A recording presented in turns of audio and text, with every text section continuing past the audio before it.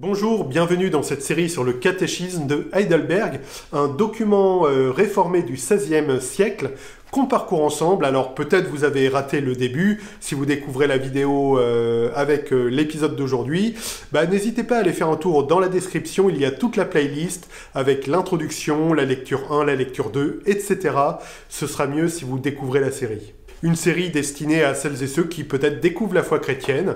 Et voilà, pour avoir une idée assez affermie. À titre personnel, ce document m'a été d'un grand secours dans mon propre parcours spirituel.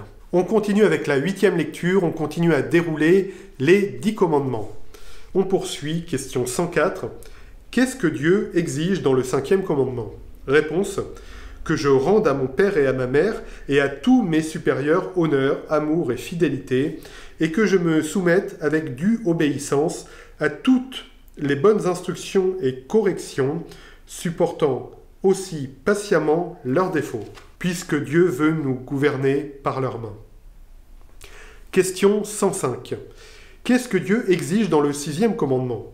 Réponse: que je n'injurie, haïsse, offense, ni ne tue mon prochain, en pensée, parole ou geste, et encore moins en acte, soit moi-même, soit par l'entremise d'un autre, mais que je renonce à tout désir de vengeance. Que je ne me fasse pas non plus de mal à moi-même, ni ne me précipite au-devant du danger. C'est aussi pourquoi le magistrat porte l'épée, afin d'empêcher tout homicide. Question 106. Ce commandement ne parle-t-il que de l'homicide? Réponse: en défendant l'homicide, Dieu veut nous enseigner qu'il en est la racine, telle l'envie, la haine, la colère et le désir de vengeance, et que tout cela n'est à ses yeux qu'un homicide camouflé. Question 107. Suffit-il alors de ne pas tuer notre prochain comme on vient de le dire? Réponse: non.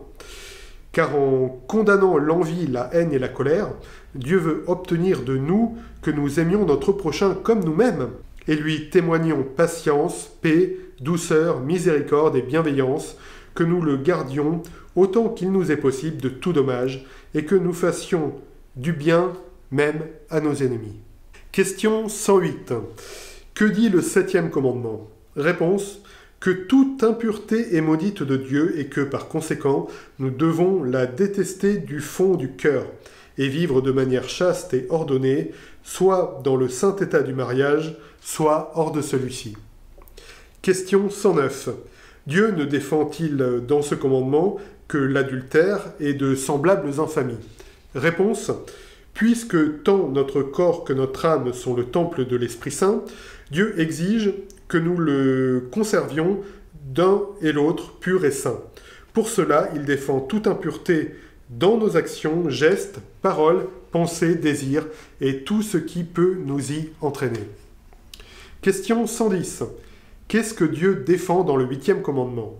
Réponse: Dieu défend non seulement le vol et les exactions que punit le magistrat, mais il nomme ainsi tous les mauvais coups et machinations par lesquels nous tâchons de nous emparer du bien de notre prochain, que ce soit par la force ou avec l'apparence du droit, comme de faux poids, mesures, métrages, marchandises et monnaies, par usure ou par quelque autre moyen défendu de Dieu.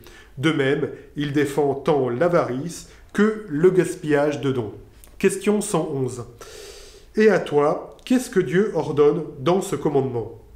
Réponse: de rechercher autant que possible l'avantage de mon prochain, d'agir envers lui comme je voudrais qu'on agisse envers moi, et de m'appliquer à assister l'indigent dans sa détresse.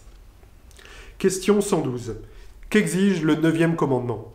Réponse: que je ne porte de faux témoignages, ni ne travestisse les paroles de personne, que je ne médise ni ne calomnie, que je ne favorise pas une condamnation prononcée à la légère et sans l'audition du prévenu, mais que j'évite tout mensonge et toute tromperie, comme autant d'œuvres du diable, sous peine de m'attirer toute la colère de Dieu, que, au tribunal ou ailleurs, j'aime la vérité, la dise et la confesse sincèrement. Enfin, que je défende et soutienne de tout mon pouvoir l'honneur et la réputation de mon prochain.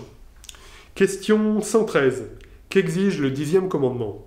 Réponse: qu'il ne nous vienne jamais dans le cœur la moindre envie ou pensée contraire à un quelconque commandement de Dieu, mais que de tout cœur et en tout temps, nous détestions tout péché et prenions plaisir à toute justice. Question 114. Ceux qui sont convertis à Dieu peuvent-ils observer parfaitement ses commandements? Réponse non. Car même les plus saints, tant qu'ils sont en cette vie, ne sont qu'au tout début d'une telle obéissance. Toutefois, ils commencent à vivre non seulement selon quelques-uns des commandements de Dieu, mais selon tous, en s'y appliquant sérieusement. Question 115. Pourquoi Dieu nous fait-il annoncer d'une manière si exigeante les 10 commandements, puisque personne ne peut les observer dans sa vie? Réponse. C'est premièrement afin que pendant toute notre vie, nous reconnaissions toujours mieux notre nature pécheresse et que nous cherchions avec d'autant plus d'ardeur le pardon des péchés et la justice en Christ.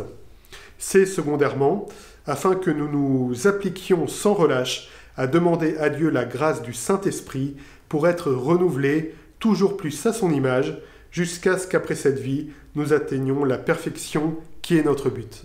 Ainsi se termine cette 8e lecture et cet exposé des 10 commandements qu'on a vu sur les lectures 7 et 8. La prochaine fois, ce sera déjà la dernière lecture, lecture 9, où on va aborder la prière. Voilà, je vous dis à très bientôt, soyez abondamment bénis. Ciao.